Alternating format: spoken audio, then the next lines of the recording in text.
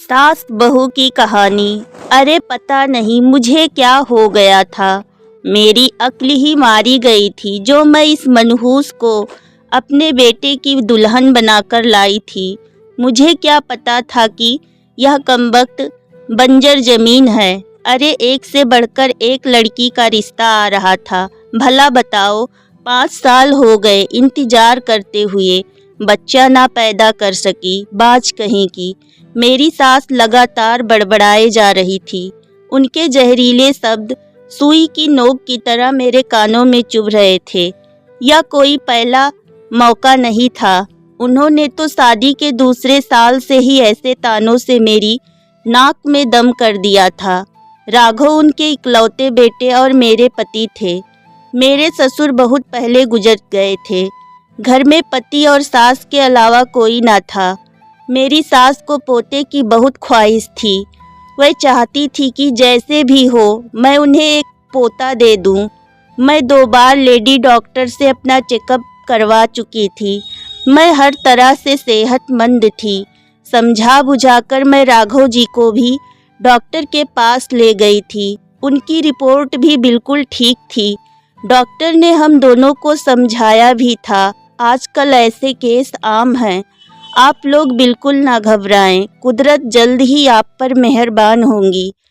Doctor की ये बातें हम दोनों तो समझ चुके थे, लेकिन मेरी सास को कौन समझाता। आए दिन उनकी गाज मुझ पर ही गिरती थी। उनकी नज़रों में मैं ही मुजरिम थी और अब तो वह यह खुलेआम कहने लगी थी कि वह जल्द ही राघव से मेरा तलाक करवाकर उसके लिए दूसरी बीबी लाएंगी ताकि उनके खानदान का वंश बढ़ सके। उनकी इन बातों से मेरा कलेजा छलनी हो जाता। ऐसे में राघव मुझे तसल्ली देते, क्यों बेकार में परेशान होती हो, माँ की तो बड़बड़ाने की आदत है। आपको क्या पता, आप तो सारा दिन अपने काम पर होते हैं। वह कैसे कैसे ताने देती हैं। अब तो उन्होंने सबसे यह कहना शुरू कर दिया है कि वह हमारा तलाक करवाकर आपके लिए दूसरी बीवी लाएंगी। तुम चिंता ना करो, मैं ना तो तुम्हें तलाक दूंगा और ना ही दूसरी शादी करूंगा, क्योंकि मैं जानता हूँ कि तुम में कोई कमी नहीं है, बस कुदरत हम पर मेहरबान नहीं है। एक दिन हमारे गांव में एक बाबा आया। यह बाबा मशहूर था कि वह बेऔलाद औरतों को एक भभूत देता है, जिसे दूध में मिलाकर पीने पर उन्हें औलाद हो जाती है। मुझे ऐसी बातों पर बिल्कुल यकीन नहीं था, लेकिन मेरी सास ऐसी बातों पर आँख कान बंद करके यकीन करती थी। उनकी जिद पर मुझे उनके साथ उस बाबा, जो मेरी निगाह में ढोंगी था, के आश्रम जाना पड़ा। बाबा 30-35 साल का हट्टा कट्टा आदमी था। मेरी सास ने उसके पाँव छुए और मुझे भी उसके पाँव छूने को कहा। उसने मेरे सिर पर हाथ रखकर आशीर्वाद दिया। आशीर्वाद के बहाने उसने मेरे सिर पर जिस तरह से हाथ फेरा, मुझे समझते देर न लगी कि ढोंगी होने के साथ साथ वह हवस का पुजारी भी है। उसने मेरी सास से आने का कारण पूछा। सास ने अपनी समस्या का जिक्र कुछ इस अंदाज में किया कि ढोंगी बाबा मुझे खा जाए। उसने मेरी आंखें देखी, फिर किसी नतीजे पर पहुंचते हुए बोला, तुम्हारी बहू पर एक चुड़ैल का साया है, जिसकी वजह से इसे औलाद नहीं हो रही है।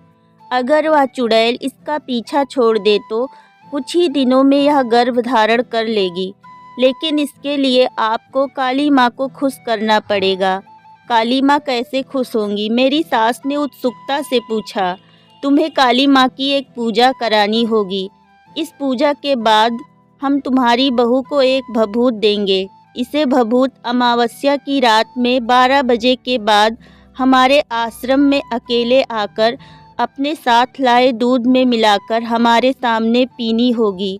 उसके बाद इस पर से चुड़ैल का साया हमेशा हमेशा के लिए दूर हो जाएगा। बाबा जी, इस पूजा में कितना खर्च आएगा? ज़्यादा नहीं, 7-8 हज़ार रुपये। मेरी सास ने मेरी तरफ ऐसे देखा मानो पूछ रही हो कि मैं इतनी रकम का इंतजाम कर सकती हूँ। मैंने नज़रें फेर लीं और ढोंगी बाबा से पूछा, बाबा इस बात की क्या गारंटी है कि आपकी भभूत से मुझे औलाद हो ही जाएगी? ढोंगी बाबा के चेहरे पर फौरन नाखुशी के भाव आए। वह नाराज़गी से बोला, बच्ची, हम कोई दुकानदार नहीं हैं जो अपने माल की गारंटी देता है। हम बहुत पहुँचे हुए बाबा हैं। तुम्हें अगर औलाद चाहिए तो जैसा हम कह रहे हैं वैसा करो, वरना तुम यहाँ से जा सकती हो। ढोंगी बाबा के रौद्र रूप धारण करने पर मेरी सास सहम गई। फिर मुझे खा जाने वाली निगाहों से देखते हुए चापलूसी के लहजे में बाबा से बोली, बाबा जी, यह नादान है, इसे आपकी महिमा के बारे में कुछ पता नहीं है। आप ही बताइए कि पूजा कब करनी होगी। जिस रोज़ अमावस्या होगी उस रोज़ शाम के 7 बजे हम काली माँ की पूजा करेंगे। लेकिन तुम्हें एक बात का वादा करना होगा। वह क्या बाबा जी? तुम्हें इस बात की खबर किसी को भी नहीं होने देनी है, यहाँ तक कि अपने बेटे को भी। अगर किसी को भी इस बात की भनक लग गई तो समझो उसने अपनी बात अधूरी छोड़ दी। मेरी सास ने ढोंगी बाबा को फौरन यकीन दिलाया कि वह किसी को इस बात का पता नहीं चलने देंगी। उसके बाद हम घर आ गए। 3 दिन बाद अमावस्या थी। मेरी सास ने किसी तरह पैसों का इंतजाम किया और फिर पूजा के इंतजाम में लग गई। इस पूजा में मुझे शामिल नहीं किया गया। मुझे बस रात को उस ढोंगी बाबा के पास एक लोटे में दूध लेकर जाना था। मैं ढोंगी बाबा की मनसा अच्छी तरह से जान चुकी थी, इसलिए आधी रात होने पर मैंने अपने कपड़ों में एक चाकू छिपाया और ढोंगी के आश्रम में पहुंच गई। ढोंगी बाबा मुझे नशे में झूमता दिखाई दिया। उसके मुंह से शराब की बू आ रही थी। तभी उसने मुझे वहीं बनी एक कुटिया में जाने को कहा। मैंने कुटिया में जाने से फौरन मना कर दिया। इस पर उसकी भौं थन गई। वह धमकी देने वाले अंदाज में बोला, मुझे औलाद चाहिए या नहीं? अपनी इज्जत का सौदा करके मिलने वाली औलाद से मैं बे औलाद रहना ज़्यादा पसंद करूँगी। मैं दृढ़ स्वर में बोली, पहुँची हुई है, लेकिन मैं भी किसी से कम नहीं हूँ। घी जब सीधी उंगली से नहीं निकलता तब मैं उंगली टेढ़ी करना भी जानता हूँ। कहते ही वह मुझ पर झपट पड़ा। मैं जानती थी कि वह ऐसी नीच हरकत करेगा, अतः मैंने तुरंत चाकू निकाला और उसकी गर्दन पर लगाकर दहाड़ी। मैं तुम जैसे ढोंगी बाबाओं की सच्चाई अच्छी तरह जानती हूँ। तुम भोली भाली जनता को अपनी चिकनी चुपड़ी बातों से न केवल लूटते हो, बल्कि औरतों की इज्जत से भी खेलते हो। मैं यहाँ अपनी सास के कहने पर आई थी। मुझे कोई भभूत वभूत नहीं चाहिए। मुझ पर किसी चुड़ैल का साया नहीं है। मैंने तेरी भभूत दूध में मिलाकर पी ली थी। तुझे यही बात मेरी सास से कहनी है। बस अगर तूने ऐसा नहीं किया तो मैं तेरी जान ले लूँगी। उसने घबराकर हाँ में सिर हिला दिया। तब मैं लोटे का दूध वहीं फेंक कर घर आ गई। कुछ महीनों बाद जब मुझे उल्टियाँ होनी शुरू हुई तो मेरी सास की खुशी का ठिकाना न रहा, क्योंकि वह उल्टियाँ आने का कारण जानती थी। यह खबर जब मैंने राघव को सुनाई तो वह बहुत खुश हुए। उस रात राघव जी बहुत खुश दिख रहे थे। मुझे अनोखी संतुष्टि हुई, मगर सास की अक्ल पर तरस आया, जो यह मान बैठी थी कि मैं गर्भवती ढोंगी बाबा की भभूत की वजह से हुई हूँ। अब मेरी सास मुझे अपने साथ सुलाने लगी। रात को जब भी मेरा पाँव टेढ़ा हो जाता तो वह उसे फौरन सीधा करते हुए कहती कि मेरे पाँव टेढ़ा करने पर जो औलाद होगी उसके अंग विकृत होंगे। मुझे अपनी सास की अक्ल पर तरस आता, लेकिन मैं यह सोच कर चुप रहती कि उन्हें अंधविश्वास की बेड़ियों ने जकड़ा हुआ है। एक दिन उन्होंने मुझे एक नारियल लाकर दिया और कहा कि अगर मैं इसे भगवान गणेश के सामने एक झटके से तोड़ दूंगी तो मेरे होने वाले बच्चों के गालों में गड्ढे पड़ेंगे, जिससे वह सुंदर दिखा करेगा। मैं जानती थी कि ये सब बेकार की बातें हैं, फिर भी मैंने उनकी बात मानी और नारियल एक झटके से तोड़ दिया। लेकिन इसी के साथ मेरा हाथ भी जख्मी हो गया और खून बहने लगा। लेकिन मेरी सास ने इसकी जरा भी परवाह नहीं की और गणेश की पूजा में लीन हो गई। शाम को काम से लौटने के बाद जब राघव ने मेरे हाथ पर पट्टी बांधी देखी तो इसका कारण पूछा। तब मैंने सारी बात बता दी। तब वे बोले, मीरा, तुम तो मेरी माँ को अच्छी तरह से जानती हो। वह जो ठान लेती है उसे पूरा करके ही दम लेती हैं। मैं जानता हूँ कि आजकल उनकी आंखों पर अंधविश्वास की पट्टी बंधी हुई है, जिसकी वजह से वह ऐसे काम भी कर रही हैं जो उन्हें नहीं करने चाहिए। तुम मन मार कर उनकी सारी बातें मानती रहो, वरना कल को कुछ ऊंच नीच हो गई तो वह तुम्हारा जीना हराम कर देंगी। राघव अपनी जगह सही थे। जैसे जैसे मेरा पेट बढ़ता गया वैसे वैसे मेरी सास के अंधविश्वासों में भी इजाफा होता गया। वह कभी कहती कि चौराहे पर मुझे पाँव नहीं रखना है, इसीलिए किसी चौराहे पर मेरा पाँव न पड़े, इसके लिए मुझे लंबा रास्ता तय करना पड़ता था। इससे मैं काफ़ी थकावट महसूस करती थी, लेकिन अंधविश्वास की बेड़ियों में जकड़ी मेरी सास को मेरी थकावट से कोई लेना देना ना था। 8वां महीना लगने पर तो मेरी सास ने मेरा घर से निकलना ही बंद कर दिया और सख्त हिदायत दी कि मुझे ना तो अपने मायके जाना है और ना ही जलती होली देखनी है। उन्हीं दिनों मेरे पिताजी की तबीयत अचानक खराब हो गई।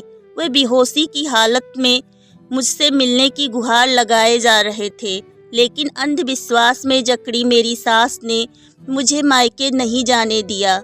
इससे पिता के मन में हमेशा के लिए यह बात बैठ गई कि उनकी बेटी उनके बीमार होने पर भी देखने नहीं आई। उन्हीं दिनों होली का त्योहार था। हर साल मैं होलिका दहन करती थी, लेकिन मेरी सास ने मुझे होलिका जलाना तो दूर, उसे देखने के लिए भी मना कर दिया। मेरे बच्चा पैदा होने से कुछ दिन पहले मेरी सास मेरे लिए उस ढोंगी बाबा की भभूत लेकर आई और उसे मुझे दूध में मिलाकर पीने के लिए कहा। मैंने कारण पूछा तो उन्होंने कहा कि मैं ऐसा करूंगी तो मुझे बेटा पैदा होगा। अपनी सास की अकल पर मुझे एक बार फिर तरस आया। मैंने उनका विरोध करते हुए कहा, माँ जी, मैंने आपकी सारी बातें मानी हैं, लेकिन आपकी यह बात नहीं मानूंगी। क्यों? सास की भवें तन गई, क्योंकि अगर भभूत किसी ऐसी वैसी चीज़ की बनी हुई होगी तो उसका मेरे होने वाले बच्चे की सेहत पर बुरा असर पड़ सकता है। अरे भूल गई तू कि इसी भभूत की वजह से तू गर्भवती हुई थी। उनके लाख कहने पर भी मैंने जब भभूत का सेवन करने से मना कर दिया तो न जाने क्या सोचकर वह चुप हो गई। कुछ दिनों बाद जब मेरी डिलीवरी होने वाली थी तब मेरी सास मेरे पास आई और बड़े प्यार से बोली, बहू देखना, तुम लड़के को ही जन्म दोगी। मैंने वजह पूछी तो वह राज खोलती हुई बोली, बहू तुमने तो बाबा जी की भभूत लेने से मना कर दिया था, लेकिन उन पहुँचे बाबा जी का कहा मैं भला कैसे टाल सकती थी। इसलिए मैंने तुझे वह भभूत खाने में मिलाकर देनी शुरू कर दी थी। यह सुनते ही मेरे कांटों तो खून नहीं जैसी हालत हो गई। मैं कुछ कह पाती कि उससे पहले ही मुझे अपनी आंखों के सामने अंधेरा छाता दिखाई देने लगा। फिर मुझे किसी चीज़ की सुध नहीं रही और मैं बेहोश हो गई। होश में आने पर मुझे पता चला कि मैंने एक मरे बच्चे को जन्म दिया था। ढोंगी बाबा ने मुझसे बदला लेने के लिए उस भभूत में संखिया जहर मिला दिया था। संखिया जहर के बारे में मैंने सुना था कि यह जहर धीरे धीरे असर करता है। 1-2 बार बड़ों को देने पर यह कोई नुकसान नहीं पहुंचाता, लेकिन छोटे बच्चों पर यह तुरंत अपना असर दिखाता है। इसी वजह से मैंने मरा बच्चा पैदा किया था। तभी ढोंगी बाबा के बारे में मुझे पता चला कि वह अपना डेरा उठाकर कहीं भाग गया है। मैंने राघव को हकीकत से वाकिफ कराया तो उसने अपनी माँ को आड़े हाथों लिया। तब मेरी सास पश्चाताप में भरकर हम दोनों से बोली, बेटी मैं तुम्हारी गुनहगार हूँ। पोते की चाह में मैंने खुद को अंधविश्वास की बेड़ियों के हवाले कर दिया था। इन बेड़ियों की वजह से मैंने जाने अनजाने में जो गुनाह किया है उसकी सज़ा तुम मुझे दे सकती हो। मैं उप तक नहीं करूँगी। मैं अपनी सास को क्या सज़ा देती। मैंने उन्हें अंधविश्वास की तिलांजलि देने को कहा तो वह फौरन मान गई। इसके बाद उन्होंने अपने मन से अंधविश्वास की जहरीली बेल को कभी फूलने फलने नहीं दिया। 1 साल बाद मैंने फिर गर्भ धारण किया और 2 स्वस्थ जुड़वा बच्चों को जन्म दिया। मेरी सास मारे खुशी के पागल हो गई। उन्होंने सारे गांव में सबसे कहा कि वह अंधविश्वास के चक्कर में ना पड़ें, क्योंकि अंधविश्वास बिना मूठ की तलवार है। जो चलाने वाले को ही घायल करती है। दोस्तों, यह कहानी आप सभी को कैसी लगी हमें कमेंट करके ज़रूर बताएं और हमारे चैनल को लाइक, सब्सक्राइब और शेयर करें। वीडियो देखने के लिए आप सभी का बहुत बहुत धन्यवाद।